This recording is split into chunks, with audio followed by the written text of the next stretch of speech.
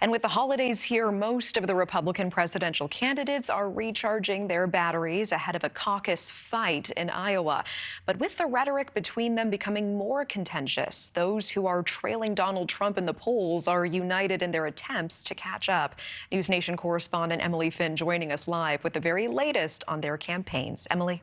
Well, Natasha, it was a very eventful week on the 2024 campaign trail, with the remaining GOP hopefuls launching attack ads against each other and trying to drum up some last-minute support from voters. But the historic ruling from Colorado's Supreme Court to ban former President Trump from appearing on the ballot ultimately brought the candidates together in agreement. They all believe that decision should be left up to the voters. Entrepreneur Vivek Ramaswamy is the only candidate campaigning in Iowa today after the candidates barnstormed the Hawkeye state over the past week. The Iowa caucuses are just 23 days away and 2 months before Colorado's March 5th primary.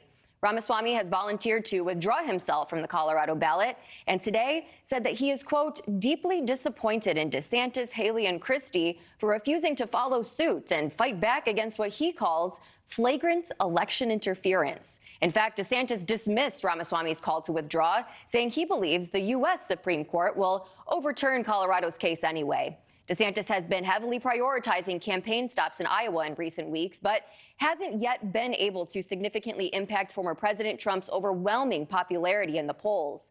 Trump is still ahead by more than 30 points in Iowa, despite mounting legal troubles that could inspire other states to follow Colorado's lead and remove him from the ballot as well. But according to our latest NewsNation Decision Desk HQ polling, more than 72% of Republican voters say a possible conviction in one or more of the criminal cases against Trump would not impact the way they plan to vote in 2024.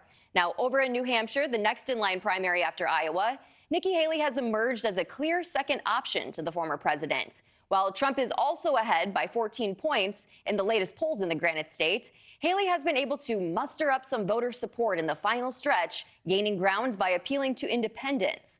Meanwhile, things aren't looking so good for former New Jersey Governor Christie. He was just booted from the ballot in Maine for not submitting enough certified signatures from voters. The Christie campaign says that they do disagree with the decision and are currently evaluating their options moving forward, with stricter qualifications appearing to narrow down the field of Republican hopefuls as Trump's refusal to participate in the debates. That could also mean that we may see a one-on-one face-off during next month's GOP primary debate in Iowa. That's coming up the second week of January. Christie and Ramaswamy will likely not make it to the stage. Natasha? All right, Emily Finn, thank you.